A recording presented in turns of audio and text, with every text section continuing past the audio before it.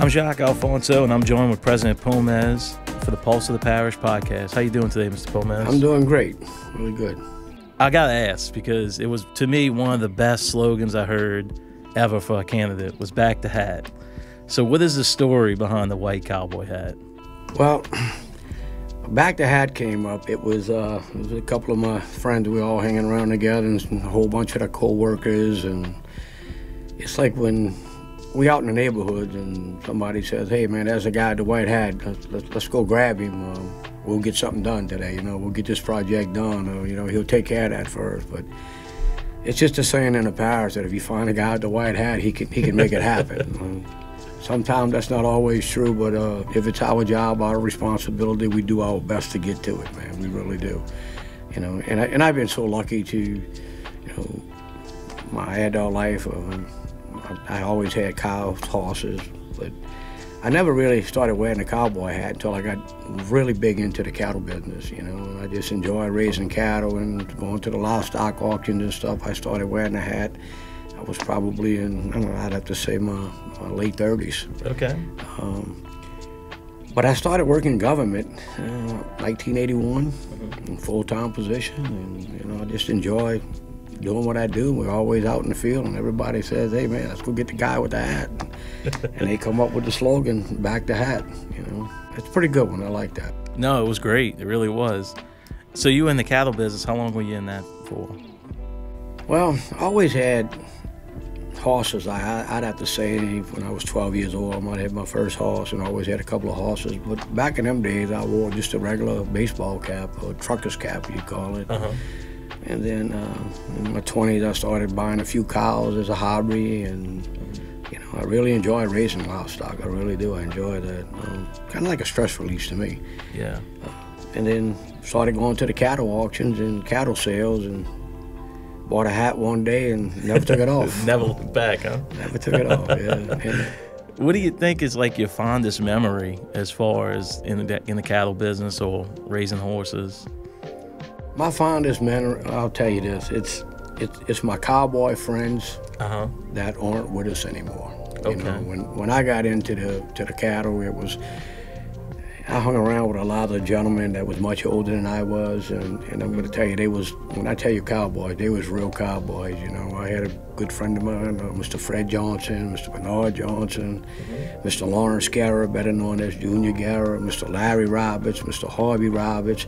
I mean, these was all, my friend David Johnson, and these was all really big cattle people. I mean, they had cattle farms. They grew up on farms, and they really, it was amazing, just the memories that I have working cattle with all these people. That's the memories I really like thinking back on. I can't imagine how much time and energy it must go into like raising and herding cattle. I mean, that just sounds like a lot of work. It is, it's not just knowing, going out every day and feeding them and checking the water troughs. I mean, you have to have the equipment to go along with that. You have to make your own hay, put your feed together, throughout the winter. It's a lot of work into it. You pretty much got to become your self-made vet. You have to do all your vet work. Pretty expensive to call a vet to come out and work on livestock. But we know it and we enjoy it. Yeah, I mean, I'm sure that taught you early on a strong work ethic, and it's parlayed into being parish president.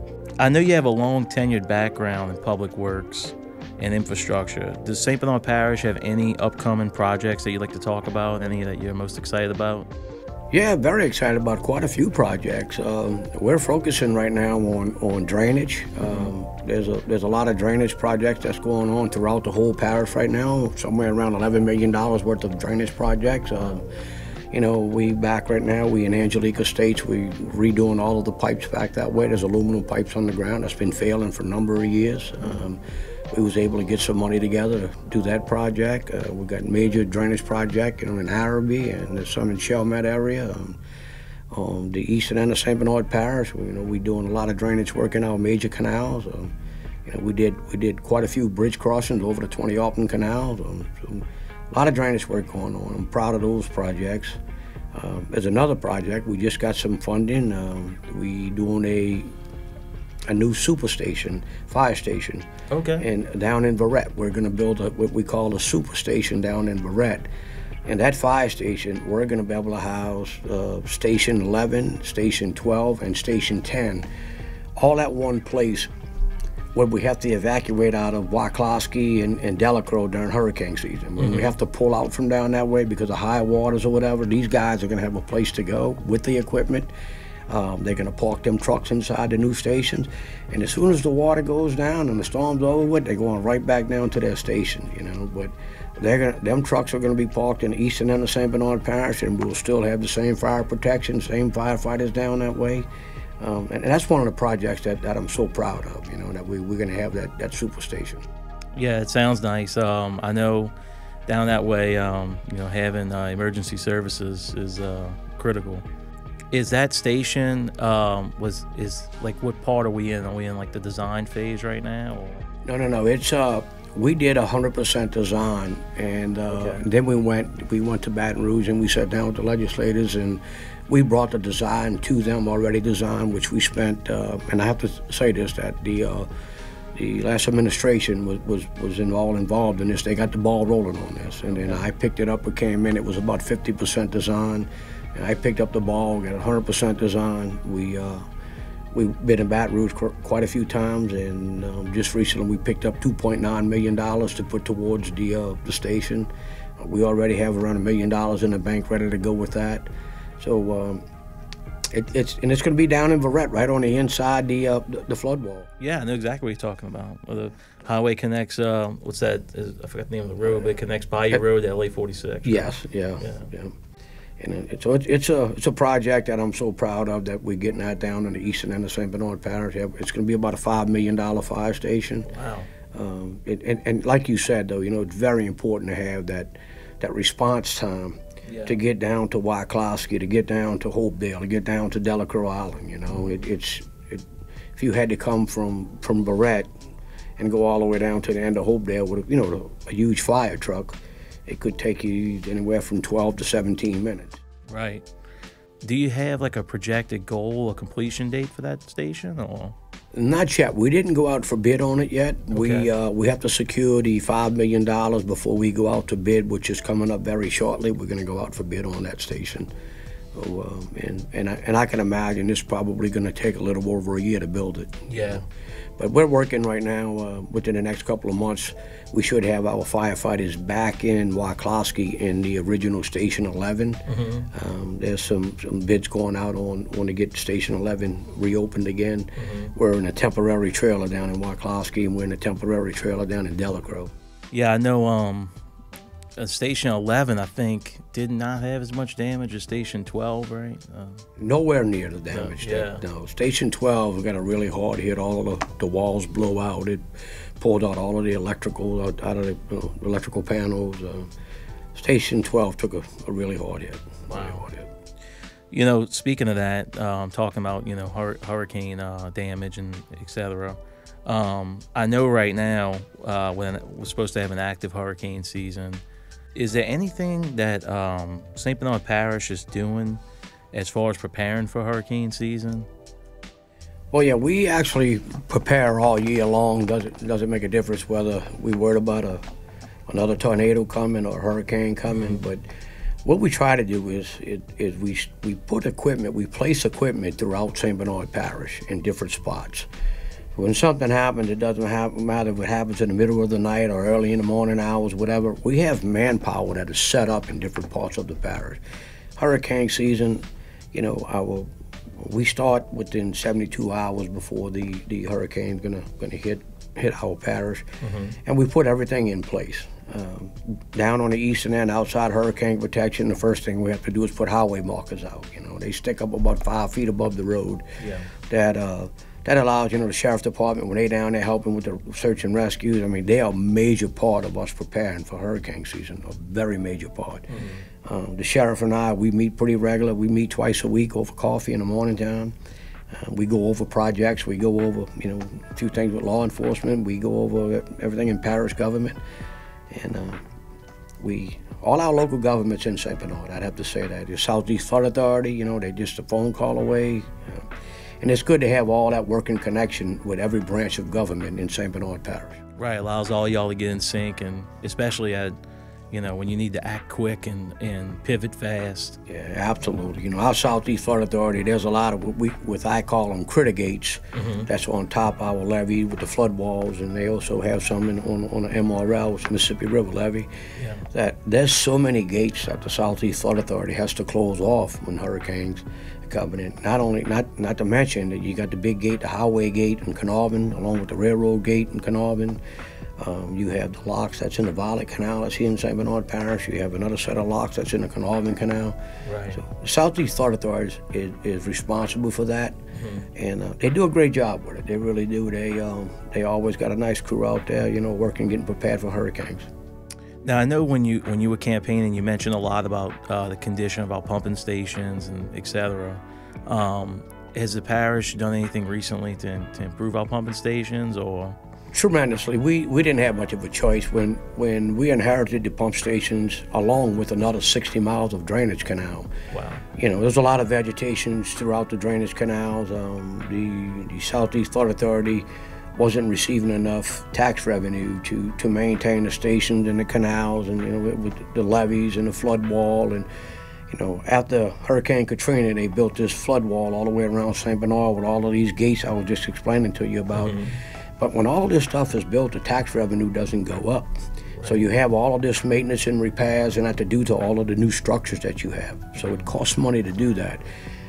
And the pump stations were, you know, and maybe we might have had about 60% on pump capacity, you know, with the stations and the conditions they was in. And some of the engines was so old, it was unbelievable, the engines. But today we have new Caterpillar engines in these stations. The old engines can run at about 400 RPMs. We can run these stations today at 1,300 RPMs now. So we're able to pump faster. We can, well, yes, we can, and it's a lot less work starting the engine. You know, a lot less work in doing the maintenance on the engine, why it's running every half hour.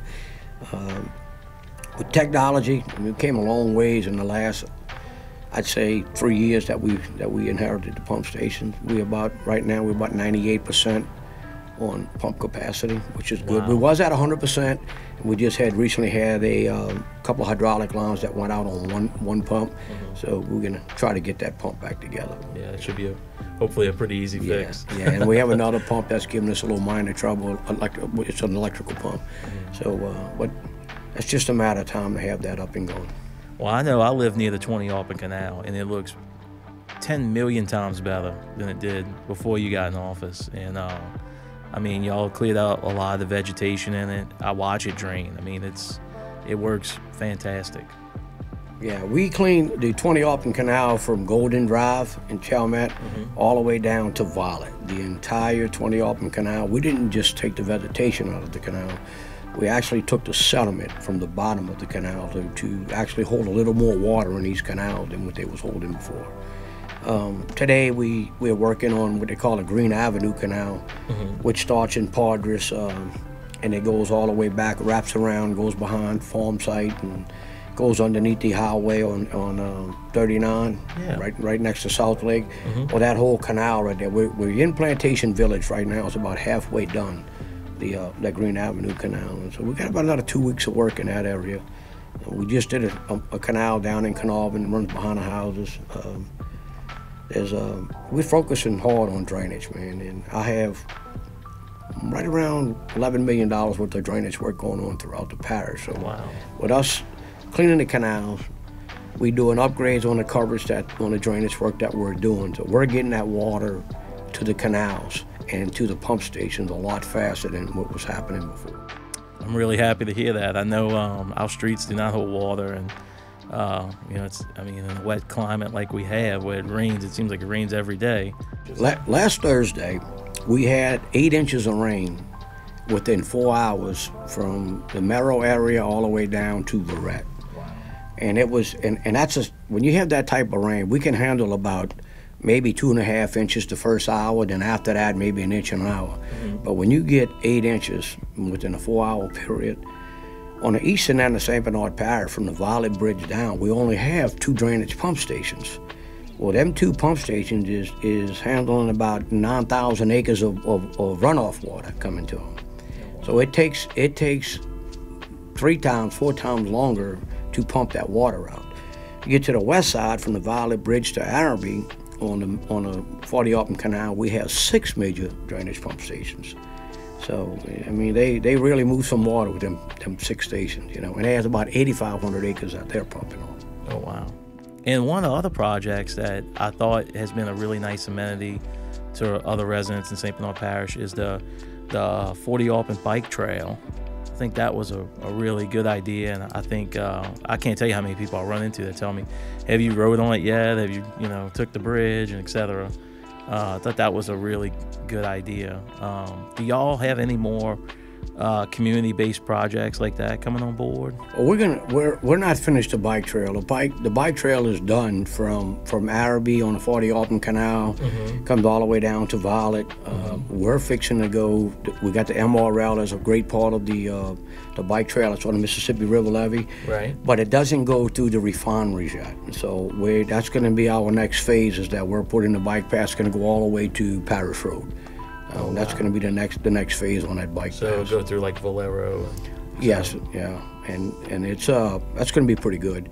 Now there's a parking lot. A lot of people don't realize it, but right across on St. Bernard Highway, across from Charlie's Restaurant, there's a parking lot for the bikes to enter on the there's a ramp. And we have a ramp going up there with the handicap rails and all on that. It's a pretty nice parking area.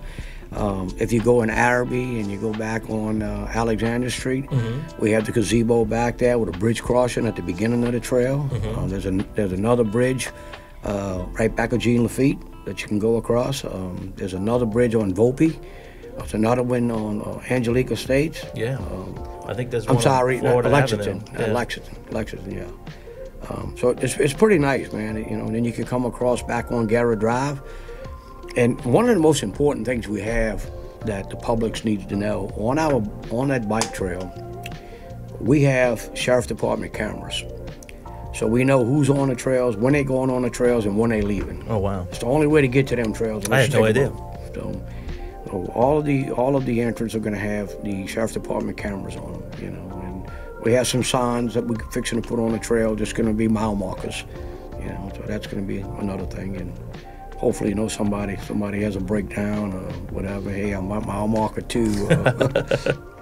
And I think it even crosses Parish Road, right? Like it does. They have a traffic light. And where it crosses there right now is pretty much like a pedestrian crossing. You have to be very careful crossing there.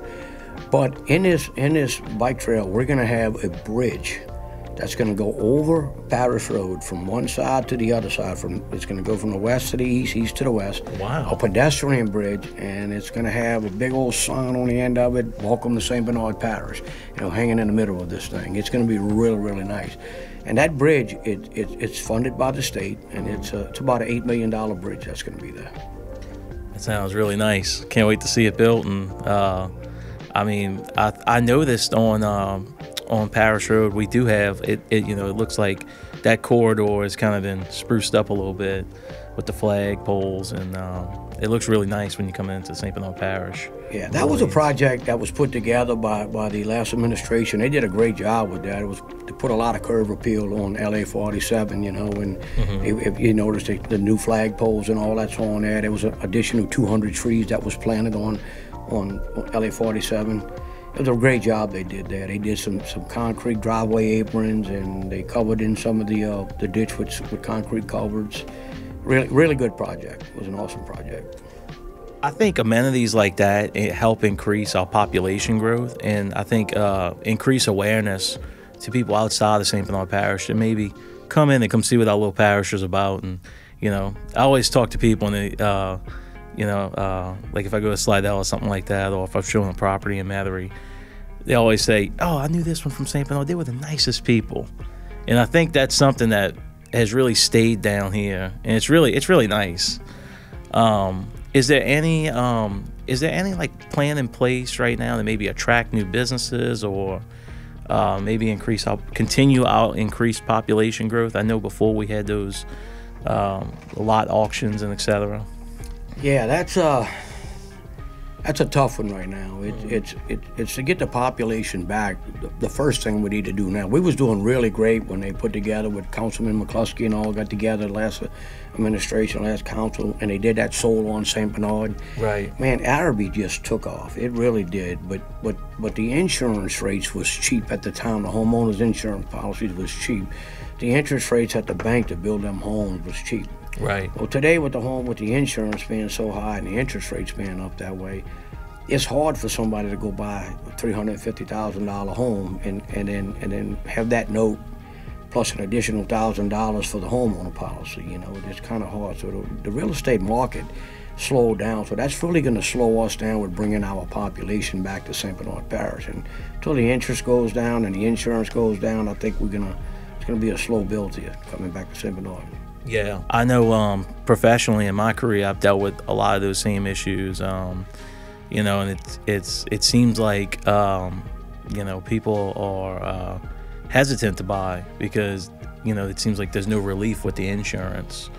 Have you been told, or has there been any kind of contact with your administration as far as improving our insurance rates? Or well, myself along with the administration and every one of the councilmen, we went to we've been to Washington. Oh wow! We went to Washington. We spoke with the new insurance commissioner, and we spoke with a few legislators out that way. And we in Baton Rouge pretty regular, working on it. You know, hopefully, something's going to happen soon. I hope so. We need some relief. Yeah. Hopefully, we can keep you know, we'll pray for a slow storm season to where we don't have an increase in our insurance rates. Yeah, I think that would be a really big help for the insurance if they can go a couple of years without paying out a whole bunch of claims. You know. Yeah. Going back to like events that I think attract people from outside of St. Bernard Parish to come see our parish, I think the seafood market is a really successful event that y'all have, that y'all put on in Hopedale and in Delacroix. I think that really helps out showing our culture, and it also helps our local fishermen. Is there plans to have more of those, or? Well, we're probably gonna try to make that to where we can do that quarterly. Okay. You know, you gotta take this in consideration. You have seafood business places throughout St. Bernard Parish that really depend on people stopping in their business places to buy stuff like this. Right. You know, so you really don't want to you can't kill the business places that are open on the main highways. You know, No. you don't want to pass up one of the business places to go to Delacroix, Wyclosky. You know, I mean, we can do that maybe quarterly. Right. It's a really good thing to see the culture, like you saying. It's really good for our commercial fishermen at this time when they're not getting any money for that catch. I mean, I don't know how they're paying for the fuel for what they're selling that shrimp for, you know, between the fuel and the ice and the groceries you bring on the boat and paying the deckhand. Yeah. Not to mention them guys, that vessel, majority of them are running right now $250,000 to $300,000 boats. And, you know, they have to insure them boats, you know, so it's a struggle for the commercial fishermen. It doesn't matter whether they shrimping or whether they crabbing. You know, a crab trap today is $65, $70 by the time you put the jug on and the rope. Yeah.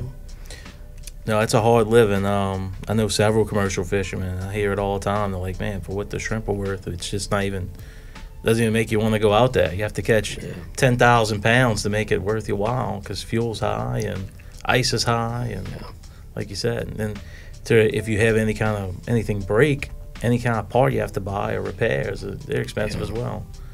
But I do think that the seafood market really, like you said, showcases our culture pretty well. I think the shipyard in Delacroix is a major asset in St. Bernard Parish. Oh, it is. I mean, once again, that's another thing that came, you know, from the last administration with which myself and Mr. Monty Montalongo, he was a councilman down that way, and we got together and we worked hard to get that shipyard, and that lift itself was a little over $400,000. The yard, myself and Alfred Hutchison, we built that yard. We put all of the geotextile fabric down. You know, we grubbed it out, put the fabric down. We put about maybe a foot and a half of the materials to compact it to hold all of the weight. And we pick up boats up to 80,000 pounds, 80 tons. 80 tons, wow. We pick up boats up to 80 tons, and You know, when you got an 80-ton boat on that lift and you traveling, you have to have some really good ground to travel on. Just recently we had DOTD did a requirement for us to put a concrete strip across the roadway where we was crossing that. Where the tires would roll. Yeah, where the tires was rolling, it was starting to get a little increase down into the road, so they sent us a little blueprint, and we spent a few $1,000s and had that done, and we back up and running.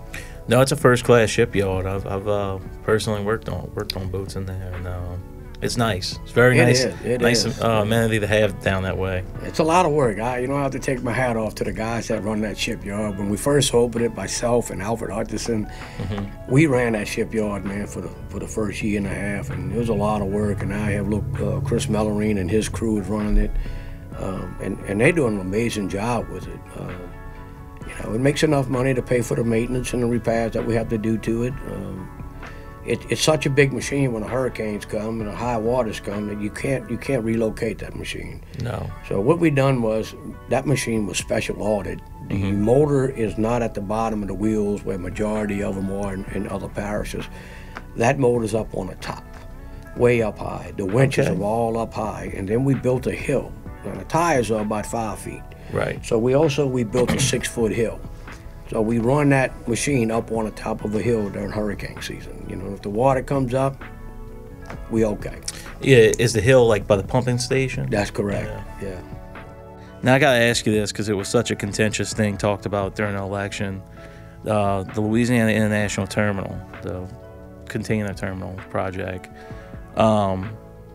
Is there anything that you would like to tell or speak to residents about in St. Bernard Parish about the container terminal? Well, the first thing is that everybody was thinking that your local government has the authority for the permits. Well, that's very incorrect, because we don't have to give out any permits to that. That's all state. Right. So, but what we did do was we hired a firm to come in and do a study on why that terminal should be put on the West Bank. Okay. Plaquemines Parish. So we have a big report that was put together. It cost us well over $100,000 to have this report put together. The last administration had paid for that. They had hired the firm to do that. And they came up that it should be on the West Bank, down in Plaquemines. The river's like, I want to say 1,500 feet wider in that area where they can turn them ships around down that way. And then you had the residents of Plaquemines Parish and the Plaquemines Parish government, they want it, and you have, I'd have to say, 65% of St. Bernard residents that doesn't want it, and my biggest concern with that, if it comes here, what's going to happen to the infrastructure of our roadways, and what's going to happen to the quality of life for the people in that area, and the quality of life for everybody that lives along St. Bernard Highway and Judge Perez and the business places with the amount of trucks, and then you have to look at the rail traffic. It's going to put additional 300 rail cars running through St. Bernard Parish. So I have some really, really big concerns on that coming to St. Bernard Parish, some really big concerns. I think that was really smart to get a study done, and yeah, I mean, I agree. I think the West Bank of Plaquemines Parish is a little less populated than Violet, and I think increase on rail car would be kind of a mess, especially when you're trying to cross St. Claude right there. Oh yeah, that's right now. If you get caught with the train on by Center Street in St. Claude, you get caught with that train traffic. You 7, 8, 10 minutes late. Yeah. And if you got an additional 300 cars coming behind it. Yeah. And then the truck traffic. So our highways are not going to be able to handle that type of truck traffic. No. If you notice, from Parmesan Boulevard on St. Bernard Highway to Parish Road, that section of the street is redone by DOTD more than any street in St. Bernard Parish. Oh. And that's because of the sand pit, the amount of trucks that used to come out of there. When Miss Murphy and them had the sand pit, Miss Murphy had some really, a lot of business, a lot of growth going on through New Orleans and St. Bernard, and then she sent sand all over the place, and there was so many trucks coming out of there. That section of the highway it was always in trouble, man. A lot of truck traffic. Yeah, so hopefully we can find a solution to that. And you know, we talked about the festivals, and I'll tell you, my favorite festival in St. Bernard Parish is the Isleños Fest. Mine too. I really love that festival, man. You know, we get some visitors come in, you know, from the Canary Islands, and it's right there at home, where I'm born and raised at, you know, and it's one of my favorite festivals, you know. And then, you know, of course, we have the Crawfish Festival, which is huge. I mean, it's very huge. It brings in a lot of industry to St. Bernard Parish. They do a really good job. Them guys work really hard setting up that Crawfish Festival. It's a lot of work, and man, it takes them quite a few days to get it set up. Yeah, it's a major attraction and draw. It is. Big festival. It's a major attraction. It's nice. So it's a very nice festival. But then we used to have the Oyster Festival, and it you know, for years, and just the last couple of years, I don't think they was quite making it in that area. But back when I was a younger guy, man, it was always by the river, across from the old Our Lady of Lodge Church, man. It started in the field over there. Oh, I mean, wow. it was great, man. You know, I can remember all the guys working the oyster booths, and you know, we did it quite a few years by Our Lady of Lodge on Judge Perez, and just the last couple of years, they just didn't have it. You know. No, I remember attending that festival as a kid. I used to enjoy that one as well. Yeah, I enjoyed that one myself. Yeah, but Isleños Fest, maybe I'm a little biased because I am Isleños, but yeah, I like the food at that one. Yeah. Oh man, it's great just to be able to walk through there and look at all the old houses that came from that area. You know? Everything on that ground, it's something that was brought there, that was in our village, man. And we fixing to move. We got a one-room schoolhouse that was, I want to say, it was built in the early 1900s. That's in the woods, right behind the Isleños Festival, like next door. And we're fixing to move that one-room schoolhouse to the Isleños to get that up and, you know, get that thing all repaired like we did the rest of them homes. Wow. It's going to be major. And you know, once again, that's all volunteers. Everybody that works the Isleños and that, no one gets a check. No. You know, the same, you know, the Crawfish Festival, it's a lot of volunteers that put all that together. You know, every little festival we have, it's all volunteers. It's just people that care about our community. That's it, you know, that is it. Yeah, I know. I always think it's so interesting whenever I go to Isleños Festival, when you tour the houses and you see how they were constructed back then, how they would use the Spanish moss for insulation and things like that. It's always interesting to see that. All right, well, President Pomes, I want to thank you for joining me today at Pulse of the Parish. You've been really nice to talk to, and I think you gave us a lot of insight, and I look forward to seeing what you accomplish with the rest of your administration. We got to do this again soon sometime. Anytime, give me a call. Well, thank y'all so much. I appreciate y'all taking the time and giving us the opportunity to come in and talk a little bit. Thank y'all. All right, thank you.